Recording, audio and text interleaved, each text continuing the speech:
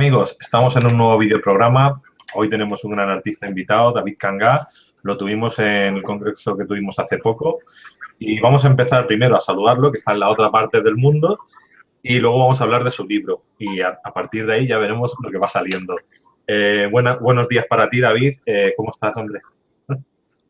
Hola, buenos días, Luis, para ti y para las personas que verán el programa. Un placer, un honor estar aquí contigo, conversando.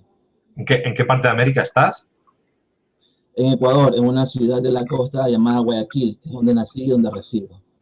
Ah, muy bien. Tengo amigos de esa zona que están aquí en Barcelona trabajando. Bueno, yo he trabajado con ellos. Y me han hablado muy bien de Guayaquil. Sí, es la ciudad más importante económicamente hablando y más grande del Ecuador, la más habitada. Muy bien.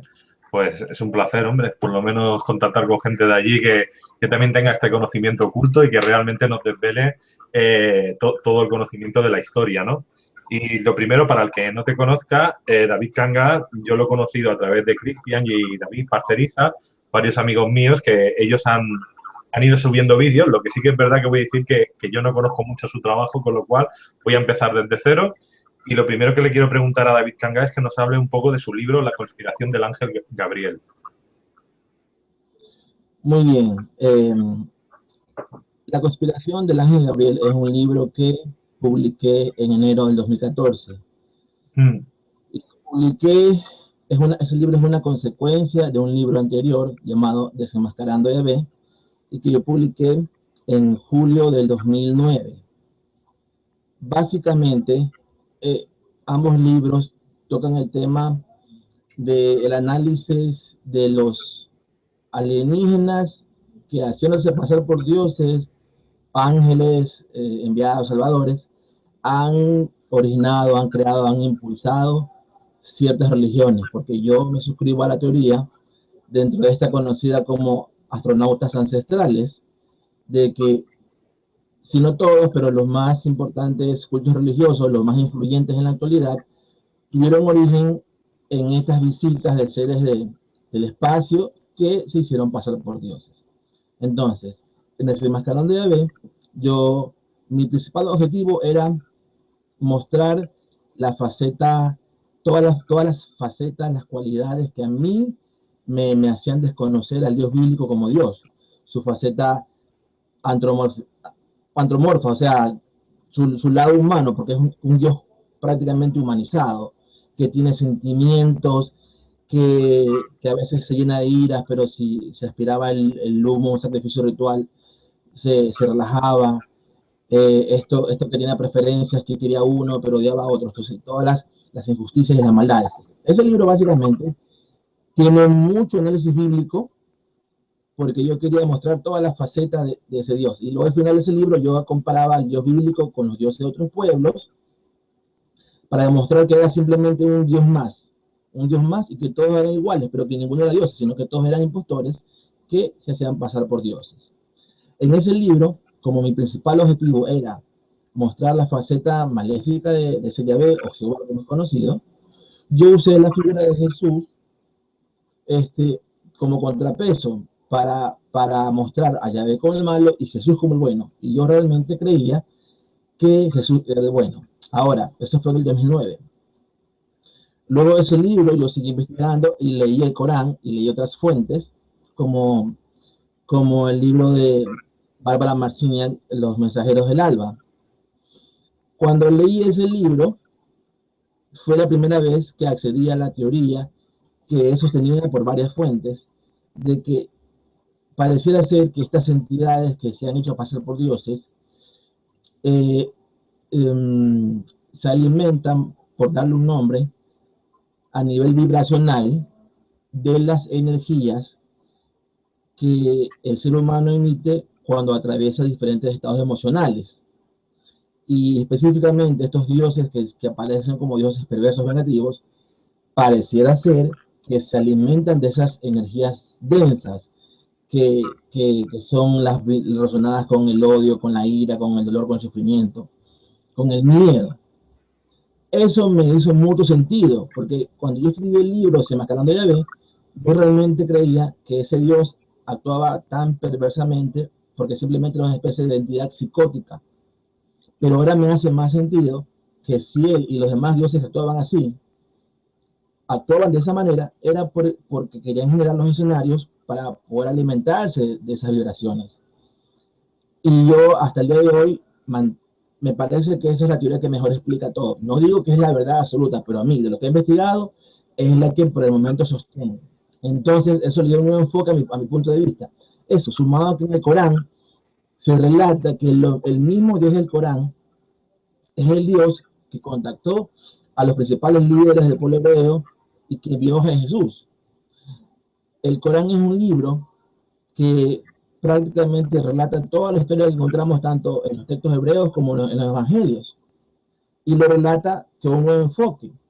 Entonces, resultaría que las tres religiones fueron creadas por el mismo grupo de seres. Si sumamos eso al hecho que Gabriel, de hecho, aparece como un personaje importante en la creación de cada una de estas tres religiones, porque, por ejemplo, Gabriel aparece en los textos hebreos cuando se le manifiesta al profeta Daniel en la época en que el pueblo hebreo era exiliado en Babilonia. Ahí, según el libro de Daniel, se le aparece este ángel y el ángel le dice que en el futuro aparecerá un reino del cual saldrá un rey que intentaría abolir las festividades y las leyes judías, pero que Dios no lo permitiría. Curiosamente, ese mismo ángel Gabriel es el que siglos después anuncia el nacimiento de Jesús. Y Jesús haría justamente eso. Intentaría abolir las festividades y fiestas y leyes judías. Intento producto de lo cual una nueva religión surgiría, que es el cristianismo.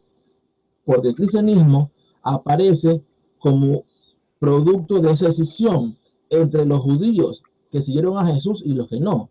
Hay que tener claro que los primeros cristianos fueron judíos que habían rechazado su religión por seguir a Jesús. Entonces, desde este punto de vista, este ángel estuvo detrás de dos religiones.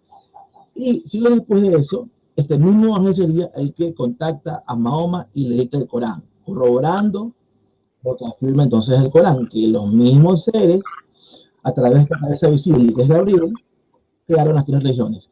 Como las tres religiones tienen serios puntos encontrados entre sí, no es descabellado pensar que sus creadores lo que intentaban era lo que ha pasado, crear constantes roces que degeneran en violencia, en guerras, y lo cual ha causado ríos de sangre por los muertos durante muchos siglos, lo cual le da sentido a la teoría de que estos seres pareciera que efectivamente crean escenarios porque se alimentan de estas vibraciones. Entonces, en el ángel Gabriel, yo en el último libro, lo que quería era mostrar a mis lectores cómo había evolucionado o cambiado mi punto de vista sobre varios temas y específicamente sobre el rol que Jesús desempeña en todo este entramado. Muy bien, y antes de entrar a preguntarte, si queremos conseguir tu libro, ¿cómo lo hacemos? Bien, ninguno de mis libros han tenido editoriales detrás, han sido obras independientes. Entonces, para quienes lo quieren físicamente, me tienen que contactar y me envían el dinero por alguna de las formas, bueno, hay varias formas, y yo les enviaría el libro físico por correo tradicional. Y para quienes lo quieren en forma digital, en formato ebook, lo encuentran en Amazon y también en formato PDF, directamente contactando conmigo, yo se los puedo mandar por correo, y también en mi página web pagando o con PayPal, que es mi página web es davidcangacoroso.net, simplemente eso, davidcangacoroso.net. Muy bien, apuntado. Gracias por el libro que me has enviado. Casi lo puedo tener aquí también para hacerte las preguntas. Y te prometo que sí lo leeré porque precisamente este tipo de temáticas son las que a mí más me llaman la atención y son las que suelo tocar cuando tengo tiempos libres que no estoy tratando tantas terapias o crecimiento personal. La verdad es que esto es lo que más me llama. Y bueno, vamos a entrar si quieres en lo que estoy mirando porque he estado leyendo todos los capítulos que tiene y la verdad es que hay muchas preguntas que te quiero hacer. Pero antes de empezar con el libro, hay dos que quiero preguntarte. Has hablado de las tres grandes religiones del Corán, la Biblia, la Torá. ¿También lo has comparado con los Vedas, otros libros antiguos? ¿O las claves de Enoch, otras cosas? O Urantia, por ejemplo. Bueno, muy someramente, porque lo que pasa es que eh, al ser las tres religiones las más importantes, yo he querido consultar directamente estas fuentes, eh, y hay algunas similitudes entre los mensajes de otras religiones, pero básicamente yo no podría, como punto de partida, contrastar tanto o analizar específicamente, eh, por ejemplo, el Islam, si voy a consultar solamente los Vedas, o sea, como punto referencial sí, pero básicamente yo quise que los libros sagrados y los libros apócrifos relacionados con estos libros sagrados fuera mi principal fuente de información, porque no solamente he analizado los textos oficiales, sino los textos conocidos como apócrifos, que básicamente nos llegan de dos hallazgos, una en el año 45 en Egipto, en Nag Hammadi, y otro en el año 46 en Qumran. Lo que se encontró en Egipto son las fuentes de lo que son conocidos como textos gnósticos más relacionados al cristianismo primitivo, mientras que en Qumran lo que se encontraron fueron estos rollos del Mar Muerto, fueron lo que se conoce como pseudoepigráficos, que son libros apócrifos relacionados con textos hebreos, libro de No, libro de los jubileos o Génesis Apócrifón. Básicamente esas son las fuentes en las que más me manejo yo. Muy bien, no es para tener así una idea para cuando te pregunte, más o menos ver por dónde entrar. Y yo la primera pregunta que te haría, antes de entrar a todo lo que es el libro, es la definición de lo que tú entiendes por Dios. O sea, ¿qué es Dios? Una muy interesante pregunta. Eh, para Dios tiene varias connotaciones. Yo creo que podemos entenderlo como una energía superior, pero ¿superior a qué? Es relativo. Si entendemos la palabra Dios como creador, entonces todos somos en cierta forma dioses, porque todos tenemos la capacidad de crear. Entonces, si lo entendemos como la capacidad de crear vida, entonces, bueno, aún no hemos podido crear una célula, pero cuando lo podamos conseguir también será ese que lo consiga, ese científico también podría ser considerado Dios. Yo, yo creo que básicamente, en mi concepto, yo soy racionalista, libre pensador racionalista. Yo creo que la inteligencia o los procesos inteligentes y armoniosos tienen una inteligencia detrás.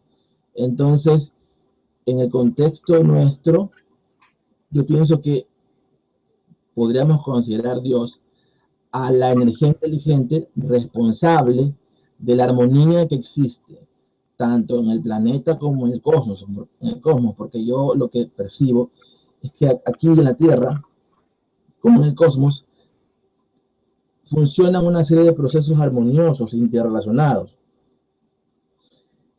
como, como un diseño funcionando. Entonces, ese diseño tiene una inteligencia detrás, a la que podemos considerar Dios. De ahí, básicamente, no considero que esta energía inteligente tenga sentimientos como los humanos, que quiera a unos pero desprecia a otros, o que tenga que ser masculino o femenino. No, no considero que esta energía inteligente sea así. Simplemente una energía inteligente que es y que opera a través de leyes inmutables que quizás a los seres humanos nos sean inaccesibles o difíciles de entender. Bueno, pues aclarado esto, ahora vamos a entrar en el tema que a mí más me gusta, que es cuando cogemos la Biblia, incluso la Torá, hablan que un momento antes del diluvio, ¿no? En el que hubieron unas culturas antiguas, ¿no? Estas culturas antiguas probablemente podrían ser humanos o no humanos. Mucha gente habla de Hiperbórea, la Atlántida, Lemuria, una serie de esas historias antiguas que sí que se hablan en la Biblia, que se tocan muy por encima, por decirlo de alguna manera, y me gustaría saber qué ¿qué opinas tú o qué sabes tú que nos puedes contar sobre este tema, ¿no? ¿Qué hay de verdad, qué hay de cierto o qué entiendes tú? Ok, yo entiendo, yo entiendo al texto bíblico, al Génesis bíblico, como un testimonio de la creación, no de la humanidad, sino de la raza hebrea. Y ellos mismos reconocen que eso tiene una antigüedad de 7.000 años. Entonces, claro, su raza puede tener 7.000 años, pero la humanidad es mucho más antigua. Hablando en parámetros científicos, se han encontrado osamentas, restos de, por ejemplo, de Homo sapiens modernos de hasta 1.000.000 de años de antigüedad. Hay un libro que me gusta mucho que, que fue escrito por Michael Cremo y Richard Thompson, en donde ellos recopilan hallazgos, muchos de los cuales fueron realizados por científicos académicos, en restos, tanto restos humanos o piezas, que contradecían la teoría oficial de la evolución, que por ejemplo dice que la población de América, el continente americano, es producto de migraciones, que no tendrían más de 12.000 años de antigüedad. Pero por ejemplo en México, en Huehuetlacos se encontraron restos de 350.000 años de antigüedad. Entonces hay muchos hallazgos que contradicen la teoría oficial de la evolución. Y por ejemplo, al menos restos humanos de hasta 1.000.000 de años de antigüedad. Entonces, como parámetros para buscar el origen de toda la humanidad, no podemos encontrarlos ni en los textos hebreos, ni siquiera en los mesopotámicos, que son el origen de muchas de esas historias. Porque, por ejemplo, según Sitchin, uno de los más grandes expertos, estos textos tienen una antigüedad, o toman historias de 450.000 años de antigüedad. Entonces, no es descabellado pensar que efectivamente hubo humanidades anteriores a las que aparecen descritas en esos textos, y tú en la Biblia hebrea o los textos mesopotámicos. Ahora, ¿qué humanidades eran esas? Ahí ese es un campo donde se permite la especulación, porque hay muchas teorías, y ahí entra esto de la Lemuria, la Atlántida, que hay muchos indicios de que pueden ser quizás esas humanidades, pero tampoco podemos afirmar efectivamente que fueron esas. Quizás fueron esas y otras, y quizás hubo otras anteriores a esas y no lo sabemos. Bueno, pues vamos a irnos a la parte que tú sí más entiendes, que es la parte de la Torá, ¿no? Y a partir de ahí, y entonces, para mí, a ver, yo he viajado mucho a Egipto, ¿no? Y para mí la cultura, en la parte, dijéramos, donde vivo yo, ¿no? En la parte entre Europa, África, un poquito Asia, para mí la cultura más antigua, más todavía que cualquiera que pueda haber en Asia, es la egipcia. Y nosotros, todo el conocimiento que tenemos es egipcio. Otra cosa es que ya luego la parte de Mesopotamia o ya los judíos, ¿no? Pues hayan cogido lo que han necesitado y lo han transformado a su manera, ¿no? Pero si tenemos que hablar de un libro o partir de una base, para mí sería Egipto, ¿no? Y a partir de ahí, yo creo que empieza ya lo que dices tú, ¿no? Las historias hebreas y las historias mesopotámicas, porque uno dan, la gente de Mesopotamia da pues el primer idioma, por decirlo de alguna manera, entendiendo de que en Egipto no había un idioma como tal, porque lo que utilizaban, que eran jeroglíficos, no se utilizaba como idioma. O sea, era como una conversión de... Yo pensaría, si me tuviera que remontar a esa época, quizás pensaría que eran hasta como telépatas, por decir de alguna manera, ¿no? Porque al no tener un idioma, quiere decir que era una cultura anterior, habría un conocimiento que hoy en día hemos perdido. Y entonces quizás eran más avanzados. Y entonces, bueno, yo aquí te doy paso si quieres y puedes empezar si quieres a hablar de la parte hebrea o de Mesopotamia, que es como empieza tu libro, tú mismo. Bueno, básicamente tenemos hechos que han marcado un antes y después en la historia. Uno de estos hechos es el diluvio. Y de este diluvio hay varias fuentes heterogéneas que coinciden en esto, de que hubo una gran inundación. Entonces, es muy importante conocer lo que pasó en la época prediluviana y la que pasó después del diluvio. Y como yo he recurrido a las fuentes que originaron estas tres religiones, y como los textos que dan origen al menos al Génesis bíblico, son las fuentes mesopotámicas, ya, donde estuvieron culturas como los sumerios, acadios, asirios y babilonios. Entonces, eh, básicamente, nos encontramos con que en ese relato de la creación se habla de seres que crearon al hombre, supuestamente por necesidad, porque eran como exploradores, que querían minerales, pero curiosamente nos encontramos con que estos seres, después de crear al hombre, adoctrinan al hombre para que les rinde culto ritual.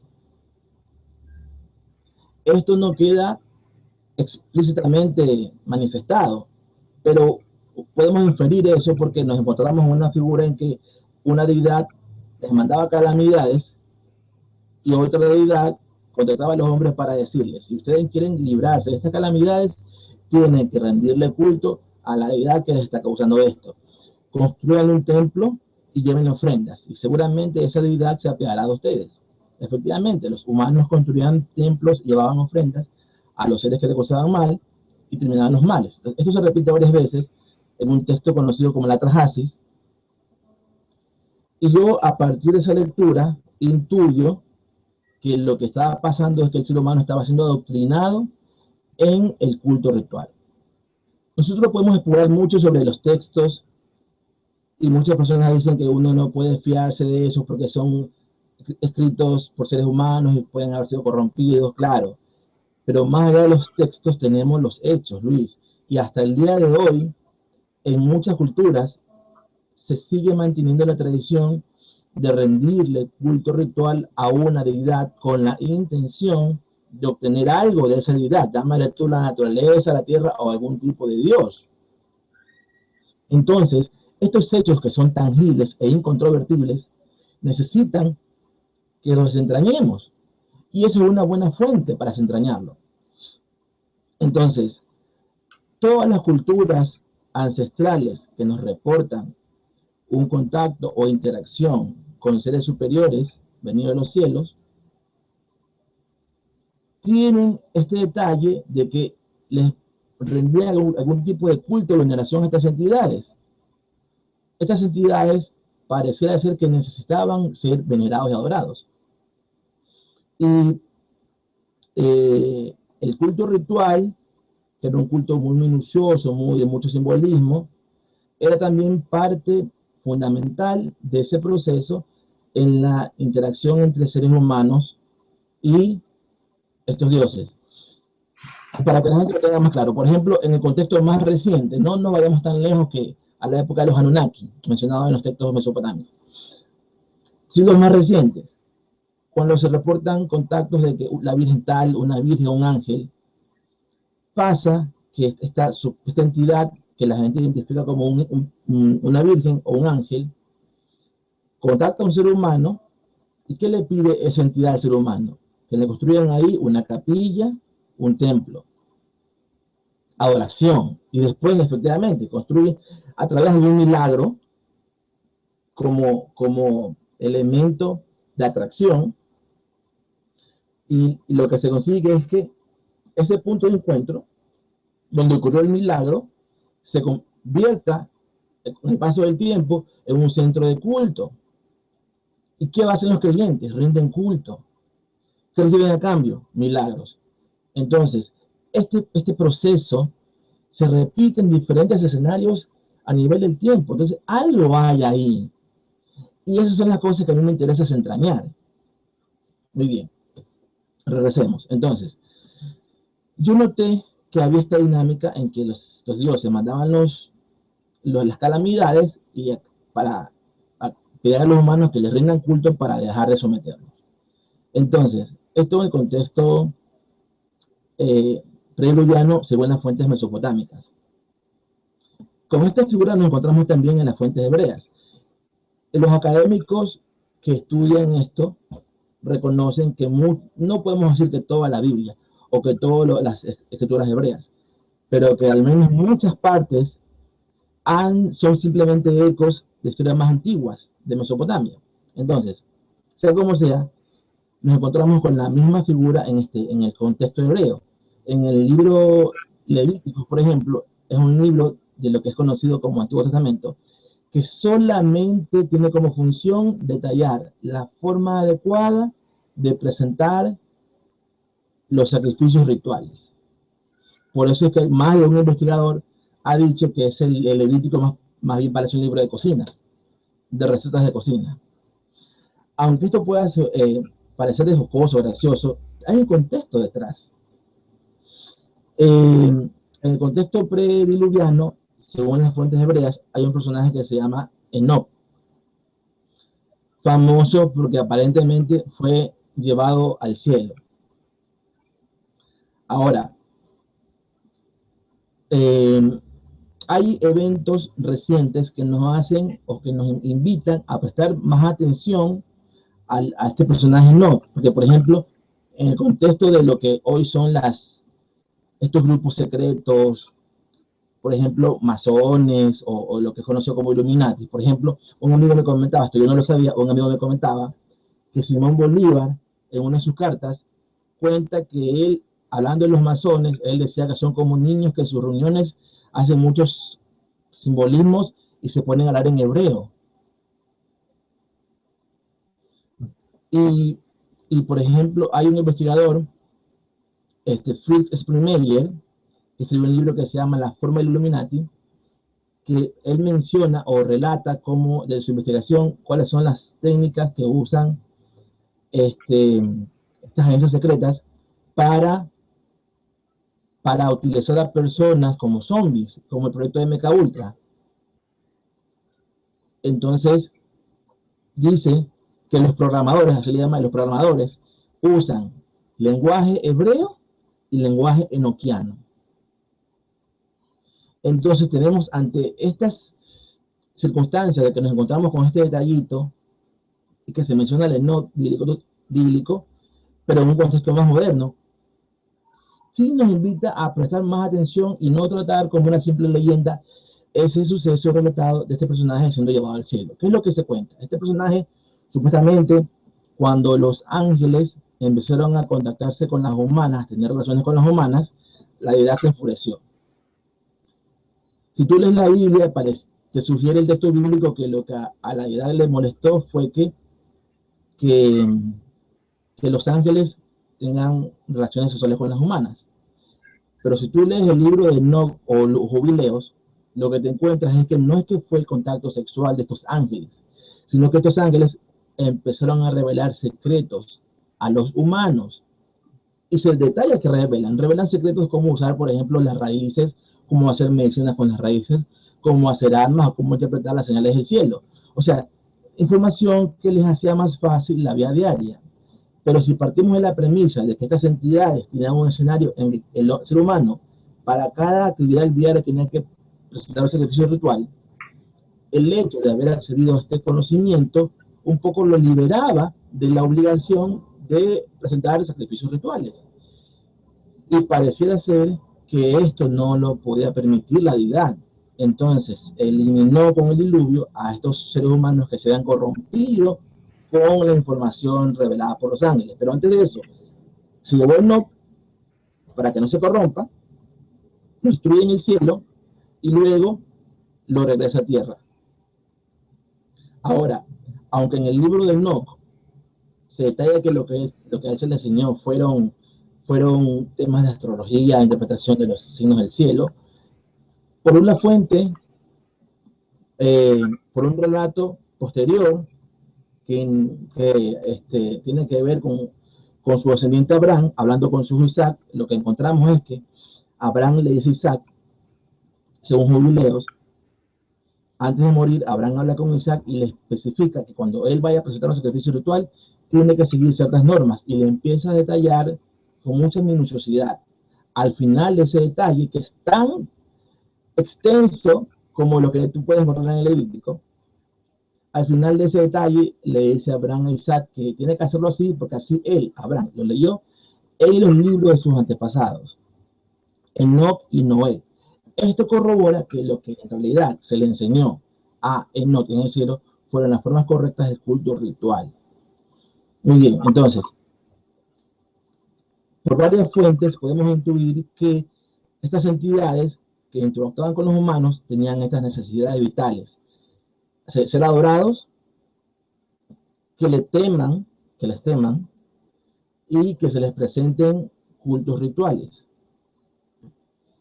Ya, entonces yo parto de esa premisa como hilo conductor para poder entender los sucesos que pasan después, en la Biblia, por ejemplo. Todos estos dioses, porque la Biblia nos habla de la interacción del Dios bíblico, conocido como Yahvé de Jehová, con su pueblo, los hebreos, pero hay otros pueblos también. Y prácticamente, si tú analizas esas otras fuentes, prácticamente todos esos dioses actuaban de manera muy parecida. Daban leyes e instruían a los pueblos para que les rindan culto ritual. Había animadversión entre los dioses, lo cual incitaba a los seres humanos a enfrentarse. Y lo que yo especulo es que estos dioses eran de una misma confederación, eran aliados o cómplices tras bastidores y simplemente tenían la pose de enemistad de escoger pueblos. ¿Para qué? Para hacer bandos y crear escenarios en el que los seres humanos compitan entre sí para que se dé ¿qué? Sufrimiento, miedo, muerte. Las cosas que especulo, de cierta forma, le servían de alimento. Dentro de este contexto, el dios bíblico se destaca por ser uno de los más perversos. Pero con su pueblo creó escenarios para conseguir eso. Yo lo que pienso es que este pueblo, este Yahvé, usaba al pueblo hebreo como un comodín para generar escenarios de sufrimiento, de terror y muerte.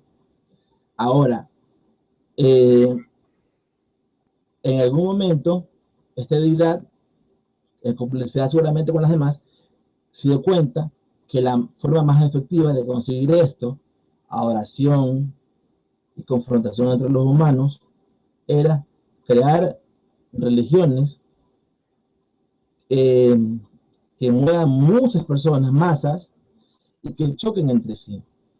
Y así empezaría este proceso de la creación de religiones. Entonces, lo que yo detecto es que hay todo un intrincado proceso que se llevó a cabo en el tiempo para que aparezca primero el judaísmo, luego el cristianismo y luego el islam. O sea, lo que en el libro tú puedes encontrar es la evidencia que yo propongo que demuestra que las cosas no ocurren de casualidad y que todo tiene una agenda que respalda esos procesos. Y si tú analizas más en el tiempo, inclusive eventos más recientes serían aún el resultado de esa agenda. Entonces, para mí, yo no creo en casualidades y creo que si apareció el cristianismo fue porque así fue planificado. Y si apareció el islam fue porque así fue planificado. Y en términos generales, los eventos, no solamente en el campo religioso, sino los eventos más trascendentes que un poco marcan o crean hitos en la historia de la humanidad, han tenido titiriteros detrás, crearon los escenarios para que estos eventos sucedan. Yo tengo varias preguntas que hacerte, lo que has dicho. Lo primero, ¿cómo se alimentan? O sea, es decir, o sea, es decir, tú un humano crea un egregor, por decirlo de alguna manera, energético, y ellos absorben esa energía, ¿o a qué te refieres? ¿O directamente son como alguien que te toca y te saca la energía vital? O sea, ¿cómo lo definirías ese alimento? A ver, nosotros somos seres energéticos, somos materia de energía. Y la prueba de esto es el aura, que se puede fotografiar. El aura de las personas cambia dependiendo de los estados de ánimo de la persona. Ya, entonces, esa sería una prueba de la energía que tenemos y que está relacionada con estados emocionales. ¿Cómo? Exactamente el cómo se alimentan, estamos especulando. O sea, que eso pasa así, pero en el cómo podemos especular. Como son estos seres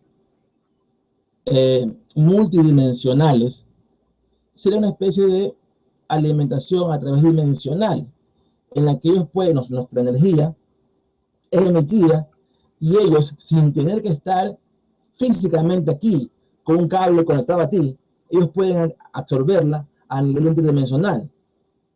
Y para mantenerse de alguna forma, bueno, no, eso sería especular más, pero para mantenerse vitales o con vida. Yo una vez ponía el ejemplo así, mira, nosotros los seres humanos somos seres terrestres, que respiramos aire usando los pulmones. Sin embargo, podemos desenvolvernos en otros ambientes, como por ejemplo el agua. Si sabemos nadar, podemos mantenernos a flote, pero no podemos vivir en el agua nadando porque nos cansamos y nos ahogamos. Pero podemos sobrevivir un tiempo. Ahora, con un equipo adecuado, tú puedes, por ejemplo, como buzo, permanecer más tiempo en el agua. Aún así, tendrás que en algún momento salir. Y como buzo, tú puedes entrar hasta ciertas profundidades. Cuando eso pasa, cuando un buzo baja a ciertas profundidades, al momento de regresar a la superficie, no puede directamente aspirar el aire. Tiene que primero pasar por una cámara hiperbárica para regular otra vez sus glóbulos en la sangre, ¿verdad? Es decir, tenemos un estado, un medio ambiente natural, pero podemos interactuar con otros, siguiendo ciertas disposiciones. Asimismo, tú te has notado cuando un astronauta va a la Luna y regresa a la Tierra, pasan por una cámara primero, antes de regresar a su medio ambiente natural. Y así yo especulo que podría pasar con estos seres.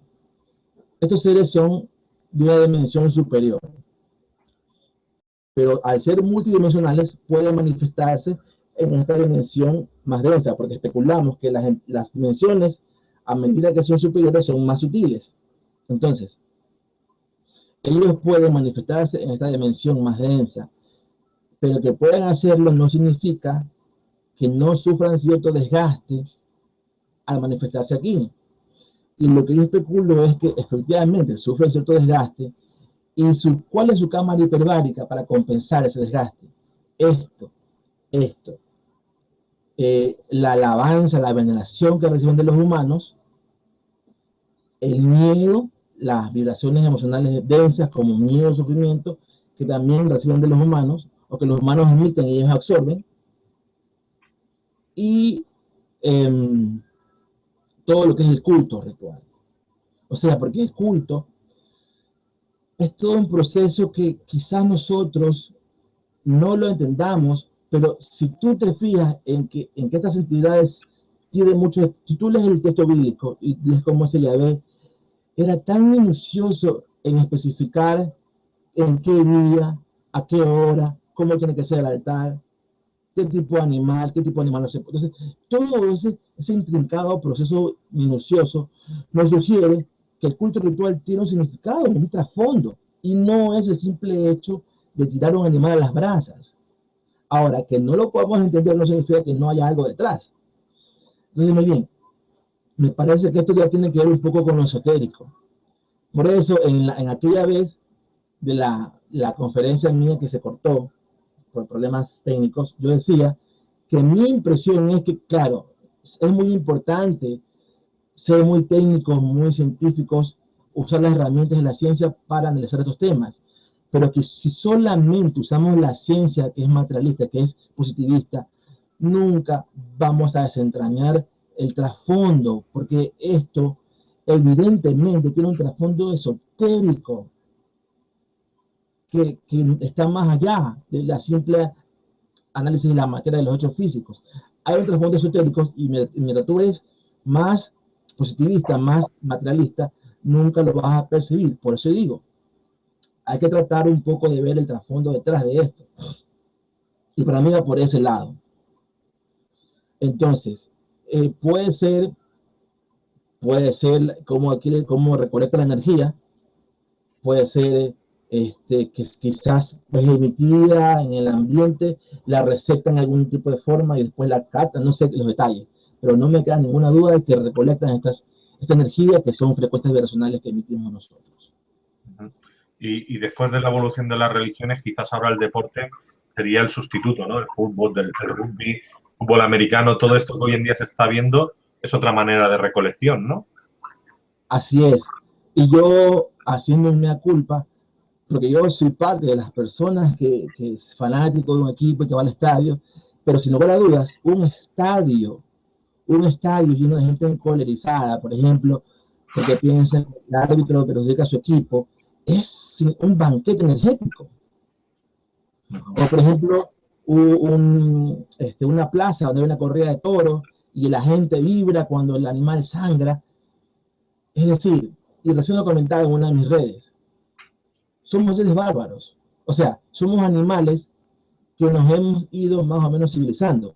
Pero el hecho objetivo de que las personas estén tan pendientes de un evento deportivo que implica a los seres humanos agrediéndose, que fue la pelea de Mayweather contra Manny Pacquiao. O sea, la gente, ¿qué es lo que va a ver? A dos humanos agrediéndose. Y eso es fue el evento cumbre de hace pocos días, con la atención de toda la humanidad que generó. Pero ¿qué es lo que pasa ahí? Simplemente son dos humanos agrediéndose. O sea, disfrutamos de la agresión, de la barbarie como violencia. Ahora, yo también hago una culpa, porque yo también he disfrutado eso. O sea, reconozco que algo de animalidad queda en nosotros. Somos un poco bestias.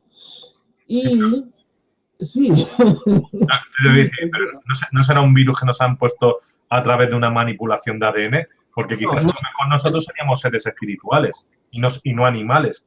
O sea, a lo mejor es al revés, nos han manipulado. Mira, dependiendo de la fuente que tú consultes, muchas fuentes afirman de hecho que esto solamente es un estuche. Es un estuche. Y que somos almas que hemos ido usando en el tiempo diferentes estuches.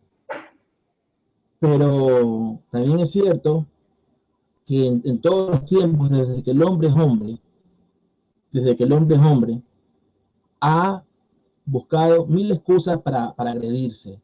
Entonces, quizás sea que el estuche está condicionado a actuar de manera animal, no lo sé, pero de que el estuche implica un comportamiento animal cercano a la barbarie, eso es innegable, porque mira, somos seres supuestamente civilizados, pero dime tú qué pasaría, por ejemplo, en un estado de anarquía. Supongamos que viene un bárbaro y suprime todas las leyes y no hay policía en las calles y la gente puede hacer lo que quiere. ¿Qué pasaría? Una ley represora. ¿Qué pasaría en el mundo? Sería la ley de la jungla, el más fuerte. Es decir, no somos tan civilizados. Estamos contenidos por los marcos de las leyes y la represión. Aquí en Ecuador pasó hace pocos años que en una protesta de la policía, porque pensaban que le iban a bajar los sueldos, la policía se declaró en huelga y no solo en las calles. Esto fue un caos. La gente se salió a las calles a saquear. Fue algo penoso. Y se ha repetido en muchas otras ocasiones en otros países. Entonces, eso demuestra que tenemos algo incivilizados entre nosotros. Yo quiero creer que es un virus que nos han instalado.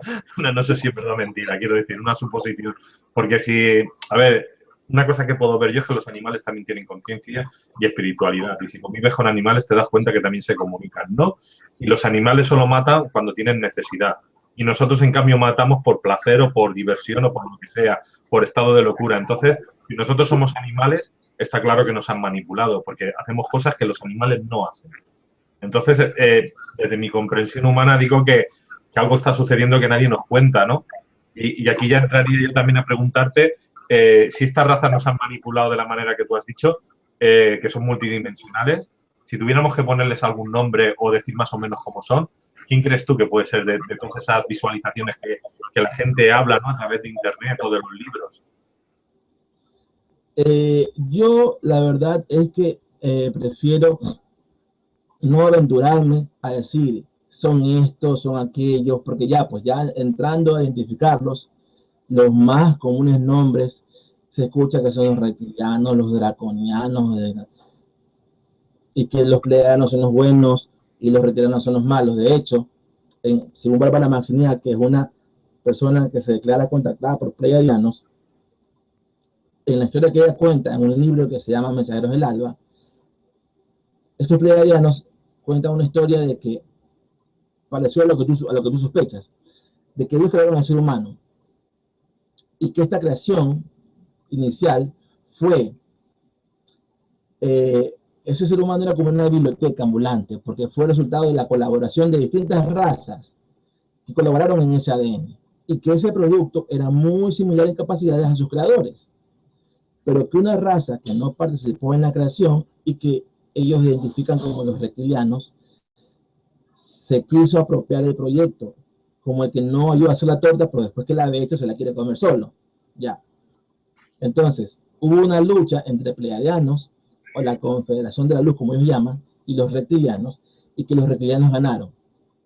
Y los reptilianos, durante la lucha, se dieron cuenta que el ser humano, cuando sufría esas emisiones vibracionales, los alimentaba a ellos, a los reptilianos. Entonces, después de ganar la lucha, dice que de un ADN inicial de 12 hebras, desconectaron 10. Y de esa forma rebajaron al ser humano en su capacidad de comprensión. Y en ese nuevo estado fue más fácil someterlo, engañándolo, haciéndolo creer que ellos eran dioses, que nos puedan exterminar. Y bueno, entonces, esa versión coincide con tu sospecha. Y no es la única versión, la única fuente que dice que eso pasó.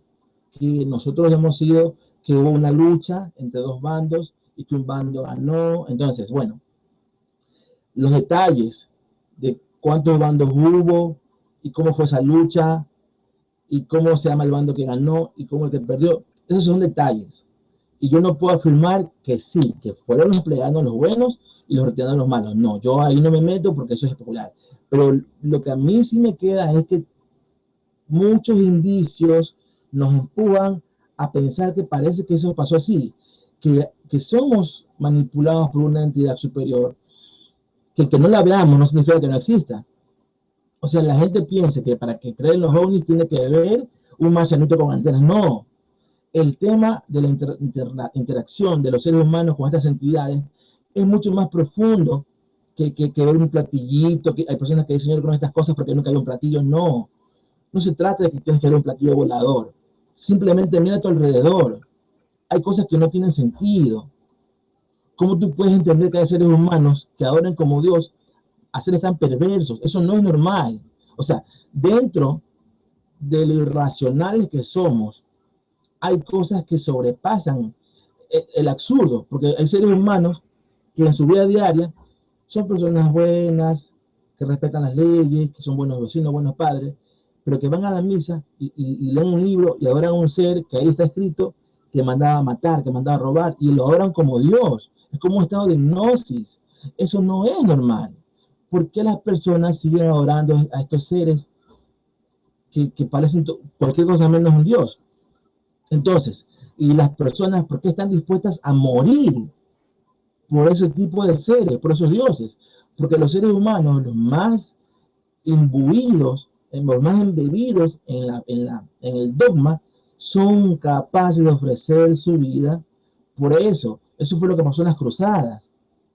Eso es lo que pasa ahora con los extremistas musulmanes que pelean por la yihad, la guerra santa. Y en los libros está ahí, matar y morir por la religión. Y supuestamente a cambio de eso hay un premio. Entonces, esa actitud irracional ahí tiene un trasfondo que para mí es esotérico. O sea, para mí hay algo que mantiene a las personas en un estado como de hipnosis y que la hace actuar y adorar a estas entidades. O sea, por eso digo, siempre confluimos en que para poder entender este fenómeno hay que trascender la simple barrera del positivismo, de que esto dice esto, esta fuente, pero como no encontré nada aquí no se dicho nada, no. Hay un trasfondo, pero lo podemos intuir en base a la observación de las cosas que pasan, que han venido pasando en la Tierra. No, yo te puedo decir que como terapeuta estudia muchos tipos de hipnosis, ericksoniana, clínica, flashback, o sea, muchos tipos de hipnosis. Pero hay una concretamente que he aprendido con Ricardo Bru, que viene del judaísmo, donde se utilizan esas palabras claves que tú dices, que pueden venir tanto de una parte como de la otra, donde realmente puedes hacer un MK Ultra, o sea, como una... Es decir, coger a la persona y manipularla como tú quieras. Eso es verdad, eso existe. Entonces, claro, desde que la humanidad es humanidad, lógicamente siempre ha habido un proyecto MK Ultra con el ser humano, porque yo voy a poner un ejemplo muy claro.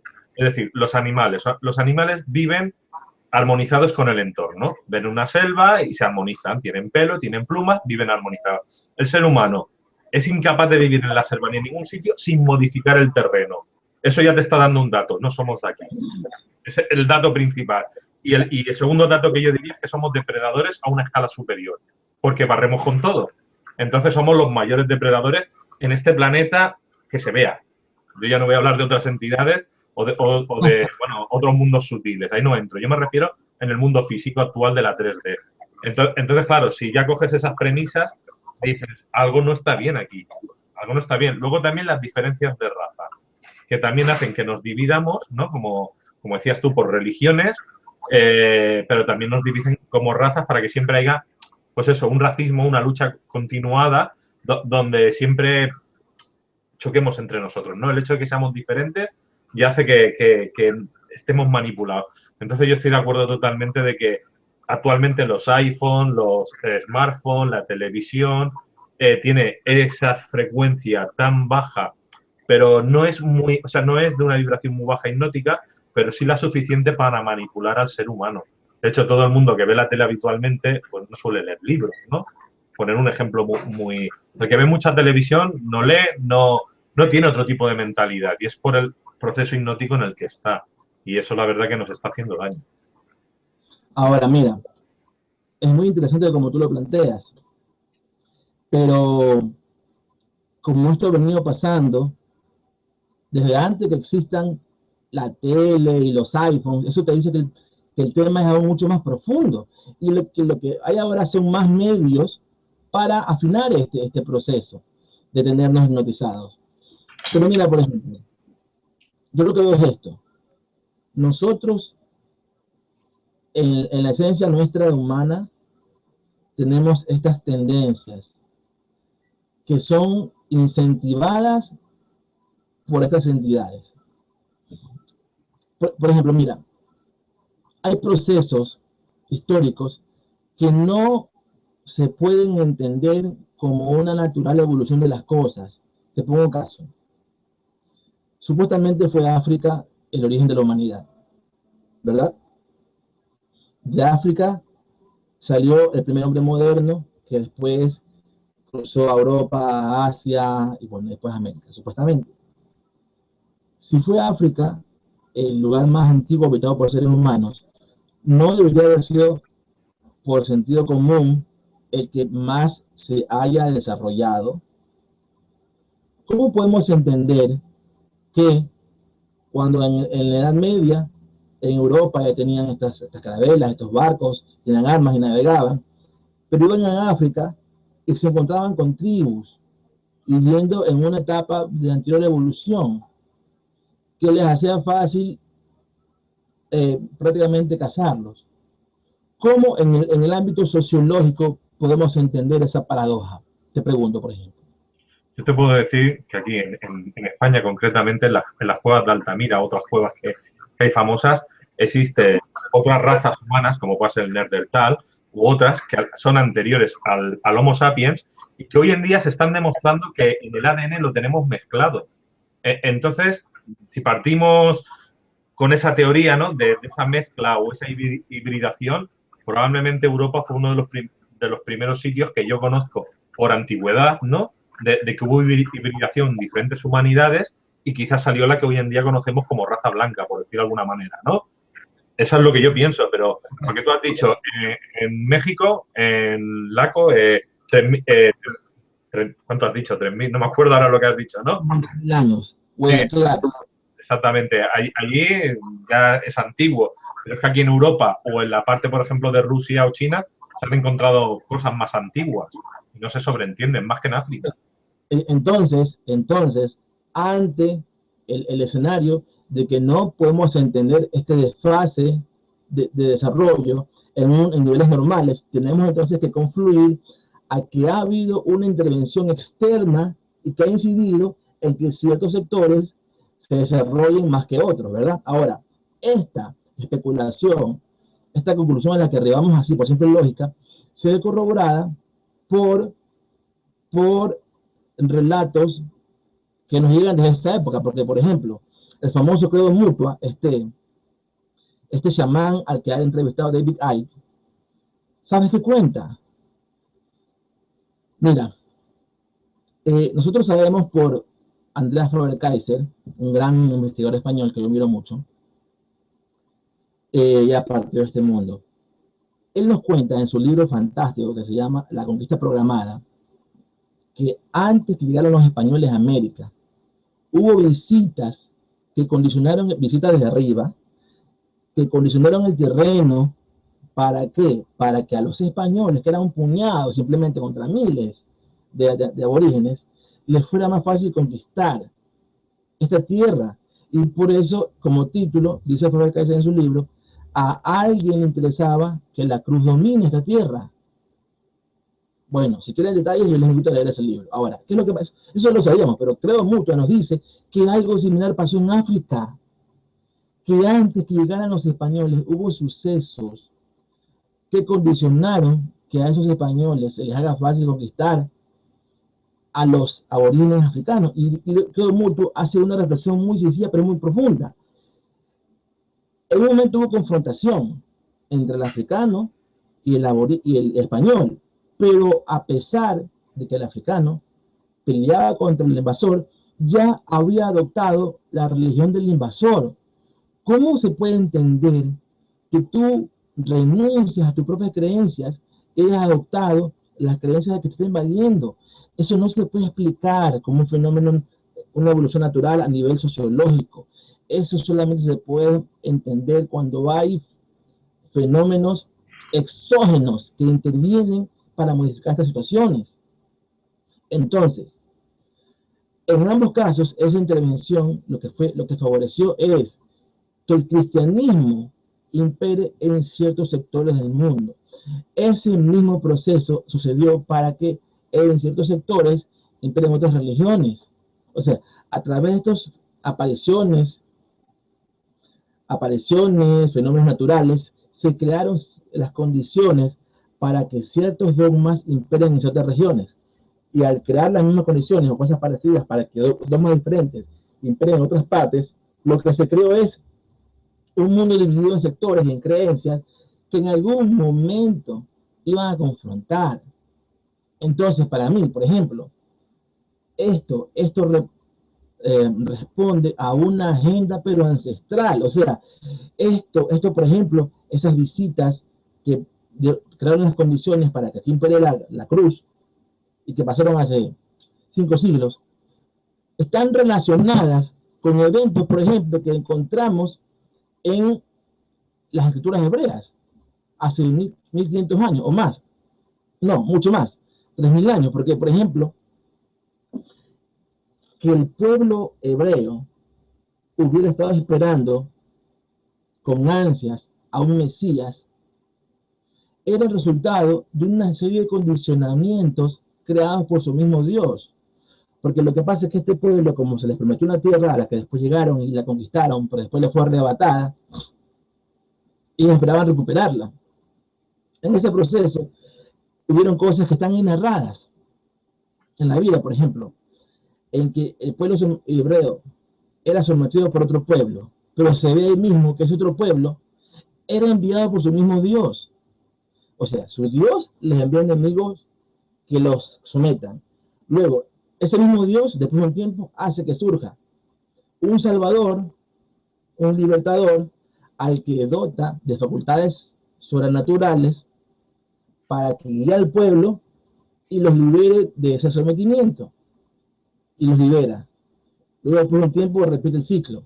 Hace que otro pueblo los someta y su mismo Dios, que le envía a los enemigos, hace que se surja un libertador que nace de una madre virgen o que dota o que es imbuido por el Espíritu de Dios, tiene facultades sobrenaturales que le hace un líder guerrero y que puede guiar a su pueblo para liberarse de ese dominio. Y ese proceso, esa manipulación, que prácticamente es lo mismo que encontramos allá en el Atrahasis, que el mismo Dios manda la calamidad y después envía la solución, pero a través de algo, de la doctrina. Así mismo acá.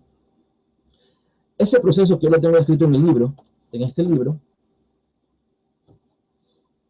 hizo que el pueblo hebreo se acostumbrara a ser rescatado por libertadores.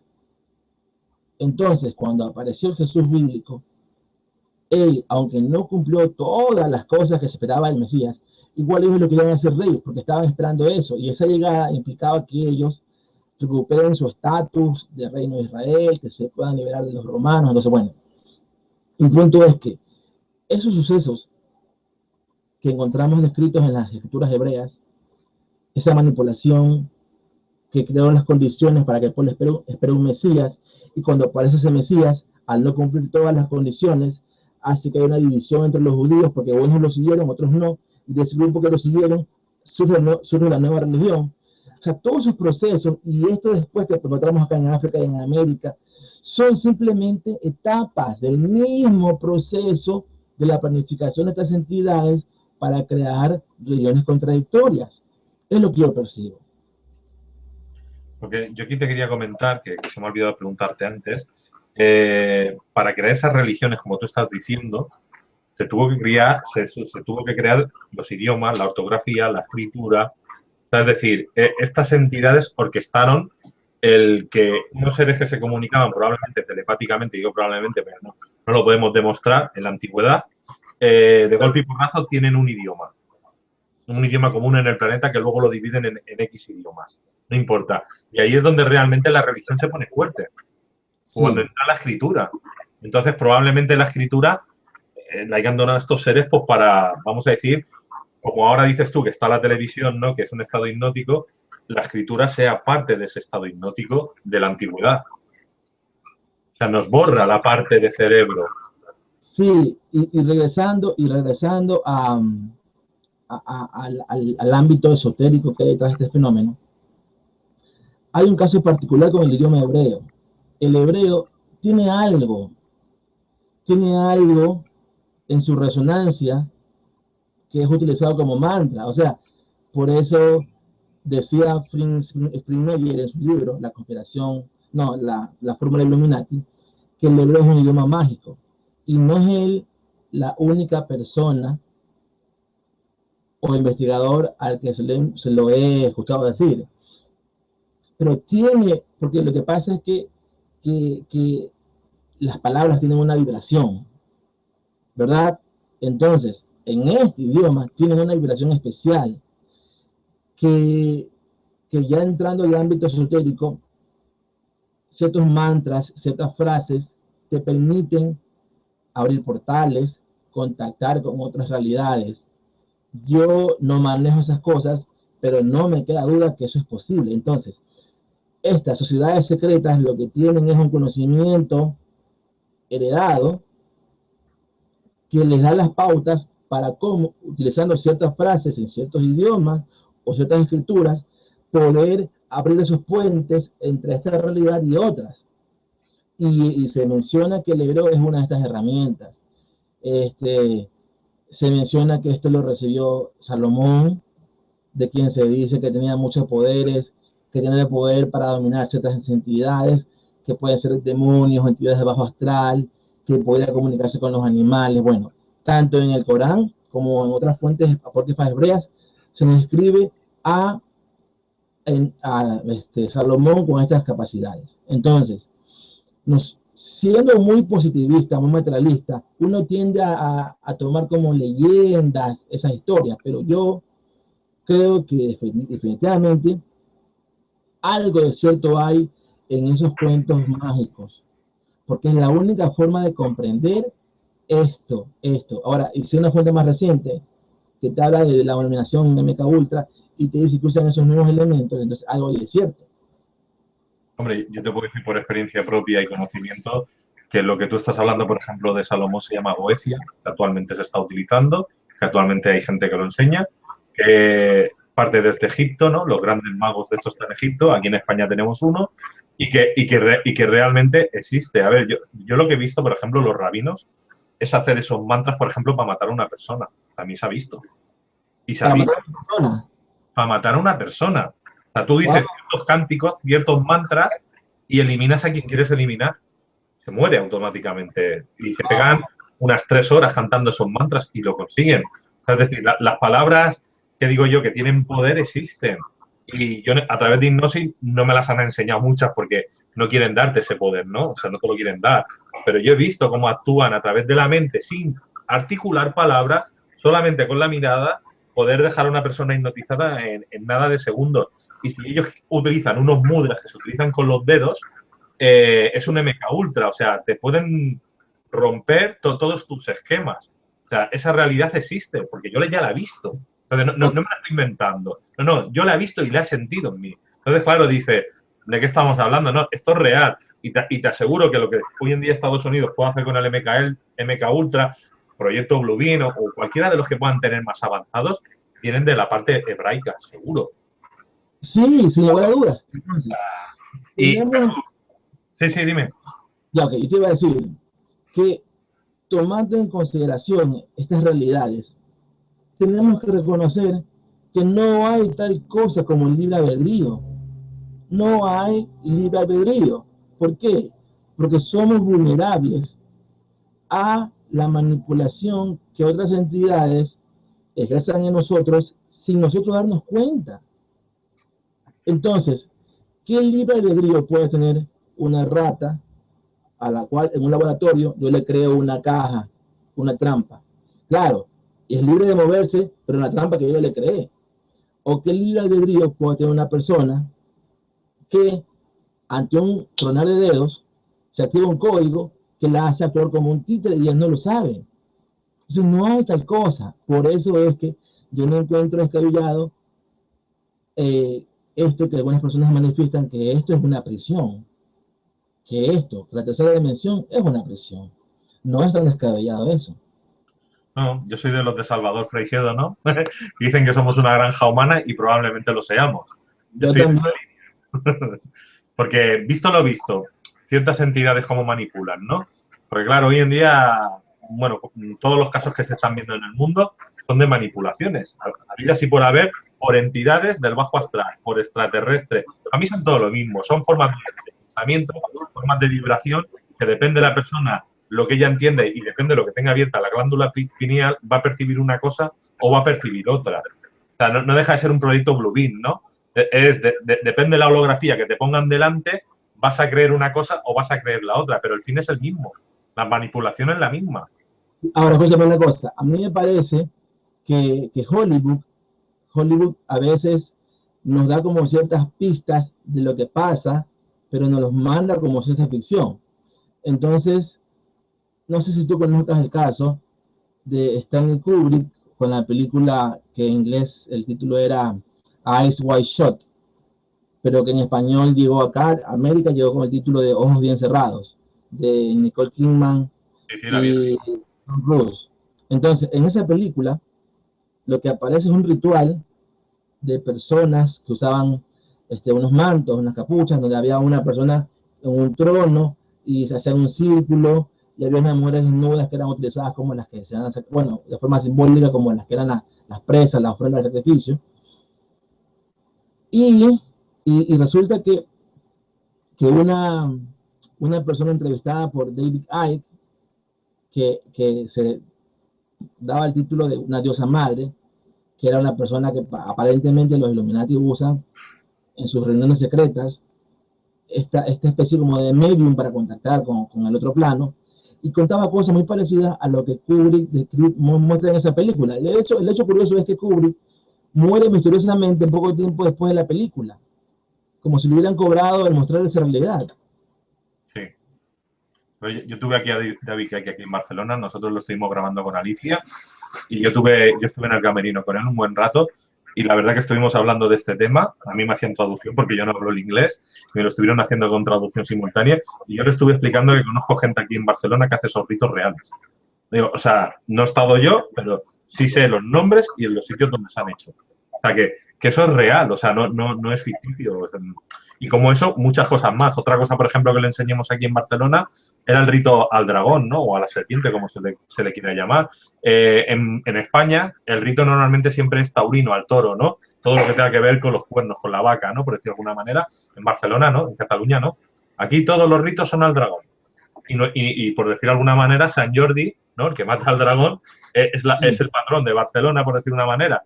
Entonces, ¿qué pasa? Que le estuvimos haciendo una ruta por toda Barcelona viendo toda la simbología del dragón que había aquí, ¿no? Para que él entendiera de que la misma manipulación en un mismo país está dividida. O sea, para mí los del toro y los del dragón son lo mismo, lo que pasa que son bandos diferentes y te van como separando, ¿no? O sea, dentro de un mismo país ya pasa eso. De hecho, si nos conocen, los catalanes hablan catalán y los españoles hablan castellano, ¿no? Y ahí hay una guerra, por ejemplo, por decirlo de alguna manera. Es una guerra civil, no en el sentido de guerra de tiroteo, pero sí de envidias, de celos de más de 100 años. O sea, que están siempre liados. Lo mismo con los vascos. O sea, España es un país de muchos pequeños países que están en continua guerra por esa manipulación política que hay continuadamente que te dicen estos son malos o estos son buenos. Y se están dando de hostias todos los días. Siempre en la parte política, pero claro, luego parte de esa cosa se traslada a lo físico, a lo real, ¿no? Porque empiezan los malos rollos. Entonces, mira, es como que pareciera que pasa esto.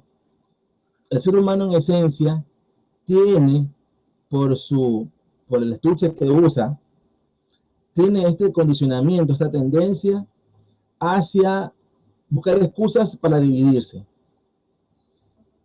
Y si a eso le sumamos que los titiriteros siembran motivos que sirvan como excusa, como diferentes razas, diferentes religiones o diferentes formas de ver la vida. Entonces, es un caldo de cultivo que en cualquier momento desemboca en confrontación. Y la historia de los seres humanos es una historia de constante confrontación.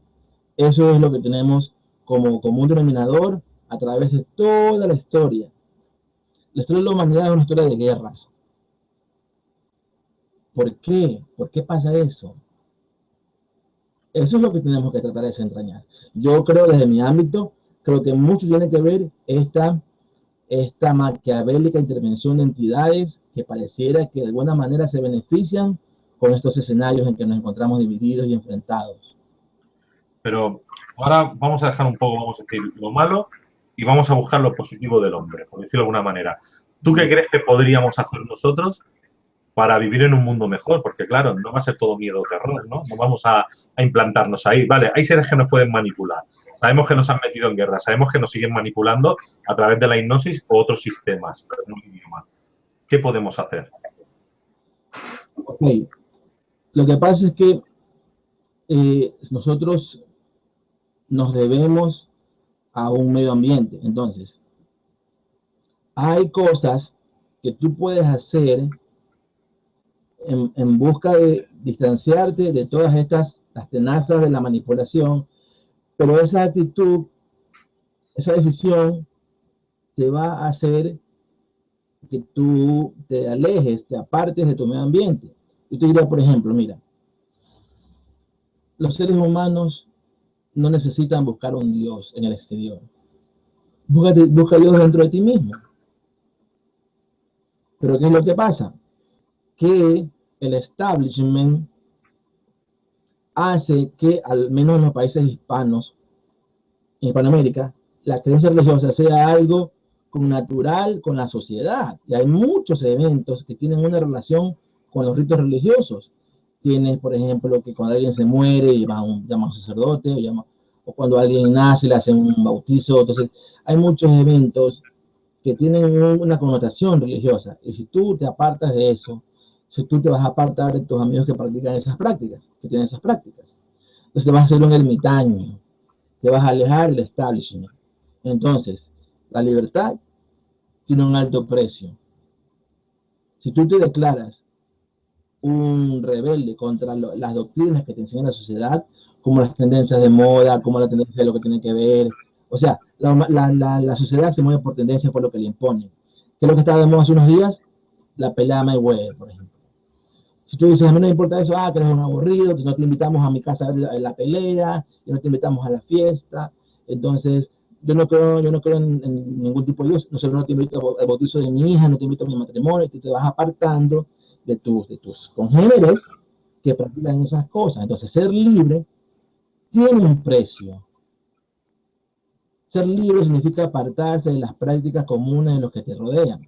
Lo puedes hacer, pero tienes que estar consciente que esto tiene un precio. Y si tú eres casado, por ejemplo, tú te quieres apartar de lo material, pero tienes una esposa que tiene amigas a los cuales los esposos le compran cosas, tiene una televisión más grande o un nuevo coche, entonces tu esposa te va a pedir lo mismo.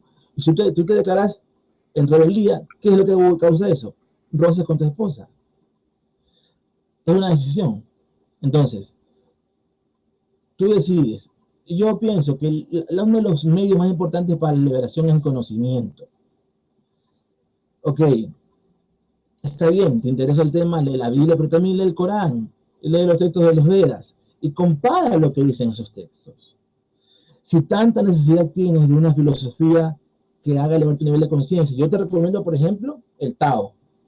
Para mí, el Tao es lo más elevado que yo he leído, porque es una filosofía que no te dogmatiza, no te dice esta es la realidad, y si no crees esta realidad te vas al infierno. Te dice, mira la realidad la creas tú.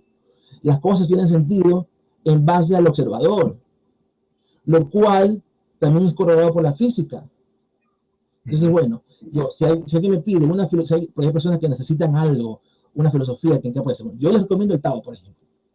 Ok, pero en realidad el hombre no debería necesitar nada exterior para poder transitar el mundo material. Por eso los sabios hablan de los desapegos. Se puede conseguir estar en un estado de paz sin nada, hasta sin comer. Pero para llegar a eso, yo estoy lejos de eso, por ejemplo. Yo estoy lejos de eso porque yo reconozco que me gusta el fútbol. Yo ya mismo voy a ver con mucha pasión el Bayern Múnich contra Barcelona. Yo no me quiero mostrar como un iluminado, no. Tengo muchos defectos. He disfrutado peleas de box, pero estoy consciente que ese es el camino. Ahora, no tengo el nivel evolutivo para vencer esos apegos, pero por lo menos tengo el deseo. Yo quisiera, sinceramente quisiera, dejar de comer carne. No puedo todavía, pero estoy consciente que yo puedo vivir sin comer carne. Espero algún día poder conseguirlo, pero bueno, básicamente ese es el camino. Despertar ante la realidad de que no necesitas lo que la sociedad te impone para vivir, conocer lo más que puedas de todo lo que tú quieras, o sea, mientras más tú te instruyas, más te ilustras y tienes una visión más clara de la realidad. Lee historia, lee cómo, así como hay milagros en el cristianismo, también hay milagros en el Islam. No es que solamente los que creen en Jesús se van al cielo y lo demás, no. El milagro como tal es un fenómeno natural que tú también lo puedes conseguir, porque todos tenemos facultades. Hay magos actuales que caminan sobre el agua. Entonces, eso es un milagro como medio de atracción, es solamente un poco de magia. Y tú, cuando todos tenemos esas facultades, tú también lo puedes hacer. O sea, no necesitas apegarte a una creencia para poder sobrellevar el mundo material. Lo puedes hacer. Simplemente lee, instrúyete, vincúlate con el medio ambiente, anda a la naturaleza, un día entero no ves televisión, ándate al campo a respirar aire puro. Es decir, los desapegos, pero es un camino arduo. Claro. Yo digo lo mismo, a ver, si tienes que ver un partido, lo ves. Yo soy de aquí de Barcelona, si dan el Barça, pues me gusta verlo, si puedo. Ahora, si estoy con unos amigos, también te voy a decir que no lo dejo para ver un partido. Porque si estoy muy bien, estoy bien rodeado, digo, oye, mira, estoy tan a gusto aquí que no voy a dejar de irme de aquí para ver un partido. Pero si estoy en mi casa, acabo de trabajar, de quitar, dice, bueno, están dando el partido, mente plana, ¿no? Llega un momento que tú dices, mente plana, voy a cambiar un poco porque estoy tan metido en estos temas que un día me va a dar algo. Entonces dices, a mí personalmente lo que yo siempre aconsejo al mundo es, hay muchas herramientas para aprender, desde la programación neurolingüística a cualquier tipo de chamanismo, cualquier cosa que la gente quiera aprender. Eso te da unas herramientas, unas facultades para, viviendo en la matriz con la gente que nos rodea, teniendo el conocimiento, hay cosas que no te pueden engañar. Y entonces tú vas, como digo yo, al 50%, ¿no? Ahora tiro para aquí ahora tiro para allí y más o menos vas sorteando los obstáculos, porque claro, el irte de ermitaño, como tú dices, yo no lo voy a hacer. A ver, a mí me gusta comer, me gusta disfrutar de los deportes, me gusta hacer según qué cosas, pero claro, el evitar la carne, yo estoy lo mismo que tú. Sí. De hecho, yo he estado más de un año sin comer carne, pero he vuelto, ¿no? Es algo que... A mí lo que me gustaría es lo que hace Víctor Trubiano, alimentarse directamente de prana, sin comer nada. ¿Por qué? Porque ganaría mucha cantidad de horas. Y no como nada ni bebo nada, ni tampoco defeco nada, con lo cual llegaría un momento, pero claro, te conviertes en ermitaño porque ya no haces vida natural con la gente. Exacto. Todo tiene sus cosas buenas y sus cosas malas. Y yo creo que actualmente lo que la gente tiene que hacer es culturizarse en el sentido de tener muchas herramientas terapéuticas o de otras cosas, o también de conocimiento histórico. ¿Para qué? Para que nadie te manipule. Que tú te dejas manipular porque te interesa, vale. Pero que tú eres consciente de lo que te está sucediendo. Sabes el banco qué es lo que está haciendo y lo que estás viendo en la tele, qué manipulación, hacia dónde va y a quién vas a alimentar. Pero claro, tampoco lo puedes evitar todo. Exacto. Si no vas a acabar, pero loco. Entonces yo creo que lo divertido es lo que hacemos, ¿no? O sea, tú tienes tu canal, yo tengo el mío, ¿no? Vamos divulgando cosas interesantes para que la gente abra la mente, pero tampoco queremos que la gente se haga ermitaña de la noche a la mañana. Yo creo que eso es un proceso evolutivo del humano, ¿no? Que poco a poco, con más herramientas y más cambios a nivel mental, llegará un momento que la gente dirá esto no, y ya por naturaleza las cosas se caerán. Y otra cosa más también, me parece, que es vital, la tolerancia. Tenemos que aprender a ser tolerantes, es decir, respetar los procesos de los otros. Hay personas como tú o como yo, a quienes estos temas nos apasionan, pero hay otras personas a las cuales esta cosa no les interesa y su vida radica en ir a la iglesia, en rezar, y hay que respetar eso. Y uno no tiene nunca, jamás tiene que tratar de imponer ninguna creencia ni práctica a nadie. Entonces, mientras más tolerantes seamos, vamos a tener una vida más pacífica. Yo conozco amigos que digamos, han leído mis libros y los usan como herramientas y quieren usarlos para convencer a sus personas más cercanas de que estaban dormidos. Yo en una etapa también, ingenuamente y maduramente, quise hacer lo mismo, pero no está bien. Cada cual, en la medida de su propio proceso, buscará las cosas que le satisfagan. Yo estoy convencido de que a pesar de que esto puede ser una prisión, aún a pesar de eso podemos encontrar este espacio de felicidad en la prisión. Entonces, hemos venido para al menos tratar de ser felices y cada cual es libre de ser feliz como a bien tenga, bien sea yendo a la iglesia o al templo o yendo a meditar o viendo un partido de fútbol. Si hay personas para quienes su felicidad es reunirse a ver un partido de fútbol con cerveza, con comida, pues bien por ellos. Mientras tú en tu práctica de felicidad no interfieras o no invades el espacio de alguien más, eres libre de hacer lo que a ti te dé la gana y está bien. Y cada cual que sea feliz a su manera, respetándose, y así, y cada cual evolucionará según su propio proceso. Totalmente de acuerdo. Es que, por ejemplo, ahora está de moda decir, bueno, soy espiritual y pertenezco a la nueva era. Y digo, bueno, ¿y qué has cambiado una religión por otra? ¿No? Porque al fin y al cabo están manipulados igual. Digo, yo lo que creo es, pues no, o sea, ser neutral, es absorber toda la información de todo y tú utilizar en tu vida diaria lo que tú creas que sea lo necesario para ti. Ya está. Lo más práctico. Y no apegarse ni dogmatizarse con nada. Porque yo, cuando yo hablo, digo, yo creo en este momento esto. Yo no sé cómo piense después. No se dogmaticen por lo que yo digo o por lo que otro escritor dice. Hay personas que salieron de las religiones, como tú bien comentas, y ahora están dogmatizadas y viven en espera del contacto con extraterrestres que les habla, que les mande mensajes, o que es con grupos contactistas. Entonces, cambian un dogma por otro.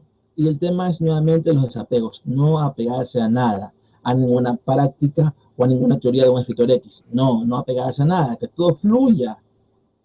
Yo siempre le digo que el que quiera ver un extraterrestre, por decir algo, o quiera ver esas entidades, hay que estar atentos a las señales. Nosotros tenemos una cosa que se llama la glándula pineal. Y la glándula pineal, sobre todo de noche, es cuando más activa, ¿no? Es cuando más puedes ver el mundo sutil. Pero lo que se llama una canalización, una evidencia o cualquier cosa de estas, normalmente se adquieren a medida de mucha práctica, ¿no? O sea, al ser terapeuta, por ejemplo, todo lo que sea tenga que ver a nivel de glándula pineal cada vez hace que seas más perceptivo, ¿no? Trabajar con terapias, con chamanismo, con magia, con cualquier tipo de cosa, ¿no? Con la que tú puedas, pero que lo hagas por diversión, no porque estés ahí agobiado y quieras hacer algo así. Entonces te das dando cuenta que ese mundo sutil se va viendo, ¿no?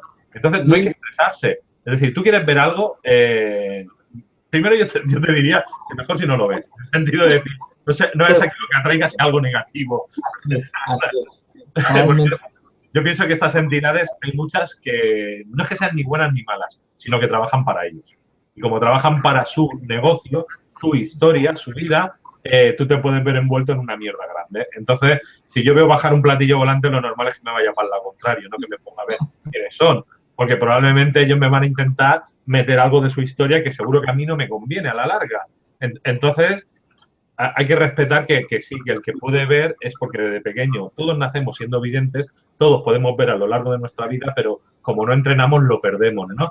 Y de golpe y porrazo, por diferentes despertares que están habiendo hoy en día, la gente despierta y empieza a ver según qué entidades entran en esquizofrenia, la pineal se les queda abierta y confunden las realidades, ¿no? Entonces ya no saben si están en la Tierra, en el 3D, o están en cuarta o están en quinta, no lo saben.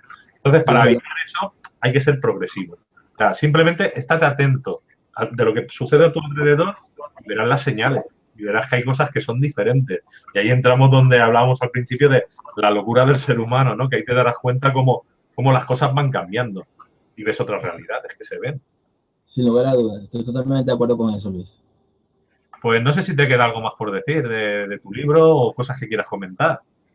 Bueno, básicamente los que verán esto, ya posiblemente muchos me habrán visto en otros videos decir los detalles de mi libro. Mi libro está lleno de detalles. La esencia es demostrar cómo hay una relación entre las tres religiones abrámicas que nos lleva a pensar que los mismos seres fueron los que crearon las tres. Entonces, a los que quieran más detalles de eso, los invito a leer mi libro. Y bueno, y después que lo lean, pueden hacerme cualquier comentario o cualquier pregunta. No me declaro poseedor de la verdad absoluta, no, jamás. Tengo esta teoría que se ampara en lo que ya otras personas han intuido antes.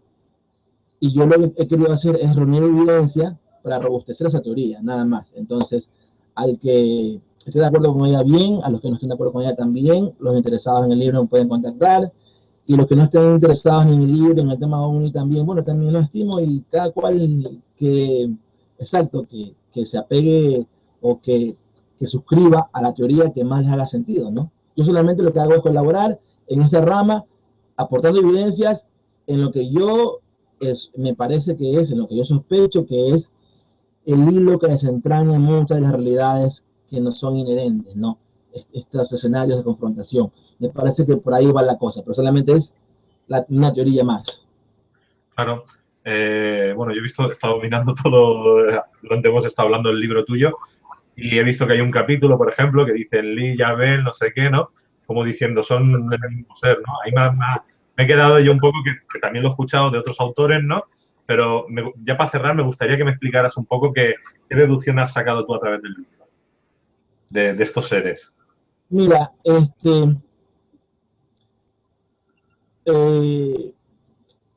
la etimología, que es el estudio del origen de las palabras, danos una pista de que el dios adorado en Mesopotamia, en el ámbito mesopotámico, no era Enlil, sino Anu, el dios supremo del panteón, digamos, en credenciales, pero en ejecuciones es Enlil, su hijo mayor, el que más se lo ve como influyente.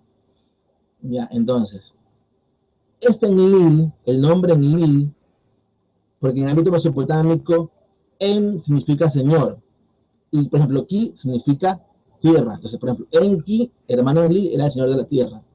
Pero Enlil no tenían claro los investigadores qué significaba Lil. Entonces, algunos lo interpretaron como que Lil significaba viento o aliento. Bueno, esa interpretación de Lil evolucionó a considerar a Lil como Dios. Entonces, del ámbito mesopotámico al ámbito cananita, ese Enlil pasó solamente como Lil, y con el significado de Dios, con notación de Dios. Pero ese Lil se transformó en Il, solamente Il, y después en él. Entonces, hay un dios mesopotámico llamado El, que es un dios cananita, perdón, un dios cananita llamado El, que fue el mismo dios al cual los patriarcas hebreos adoraron.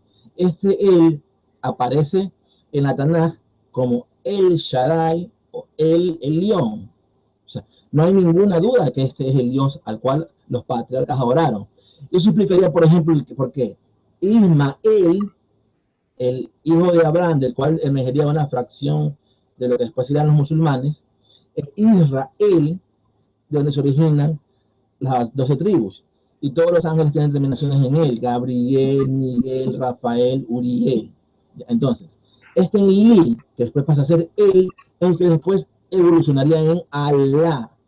Esto es una migración en el nombre de la deidad, pero como deidad era la misma, y por eso los musulmanes lo tienen claro y dicen que ellos adoran al Dios de Abraham.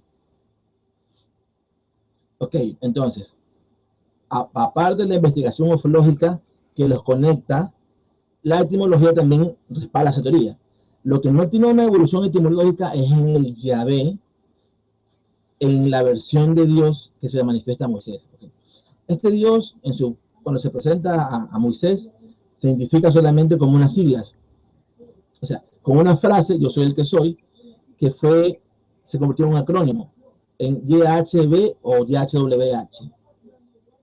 Entonces, aunque hay la conexión entre él y entre Alá, queda esto sobrando, cómo metemos al Yahvé en toda esta correlación de nombres. Y hay un texto, que es un texto esotérico, que lo explica, que es un libro que se llama el Sefer Raziel Hamarach, o Libro de Secretos del Ángel Raziel. Entonces, eso es un hallazgo mío. Yo no conozco si otro autor lo haya revelado en un libro. Quizás existe y no lo he leído, pero bueno. En ese texto, que es un texto esotérico puro, habla de el poder del pensamiento, del poder de las palabras, ya en el mundo físico. Entonces, ahí en una parte explica cómo él se convirtió en Yahvé. O sea, solamente atribuciones. ¿Qué es lo que yo intuyo? Que esta entidad, como tenía un plan por fases, fue utilizando el nombre más acorde vibracionalmente a la etapa que estaba viviendo. Entonces, en una etapa él sufrió el nombre, después adoptó él por efecto de resonancia vibracional, después adoptó el nombre Yahvé por efecto de vibracional, y después adoptó el nombre Alá. O sea, usó el nombre más acorde a lo que vibracionalmente la etapa requería. Entonces, eso explico yo. También en el libro, que es el título que tú has leído. Muy bien. Pues yo creo que con esto podemos decir a la gente que nos está viendo que realmente compren el libro, que realmente se lo lean. Y yo también les diría que si salen dudas o quieren que hablemos más de algún tema concreto, te lo hagan saber, ¿no? Y que tú mismo, cuando tú quieras hablar con nosotros de un tema concreto, de lo que te apetezca, nos des un toque y volvemos a quedar para hacer una grabación. Claro, perfecto, perfecto. Como te decía en el mensaje, pues, para mí es un honor, Luis, que eres muy conocido, tienes muchos seguidores. Entonces, para mí es un honor que estés interesado en entrevistarme. Y yo estoy a las órdenes. Si después de leer el libro tienes algún interés en seguir conversando sobre el libro, no tengo ningún inconveniente.